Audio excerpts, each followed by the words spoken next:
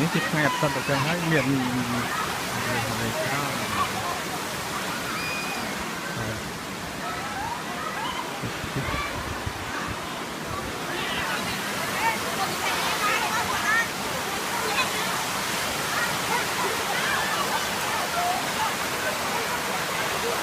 ខាងទៅខ្ញុំអង្គុយចាប់មួយក្រុមអោនេះទៅចូលញ៉ាំនឹងចាបាទនៅក្រៅនេះអត់ទៅកម្រោថាមិនចង់ហៅដល់ទៅខាងនោះអត់មានលុយមកនេះយកគេពីក្រៅមកតាមអាកាយទេខ្ញុំខ្លាចដែរឃើញឡានធំតាមធម្មតាឃើញឡានជិតហ្នឹងឡានដូចចូលមកអញ្ចឹងចា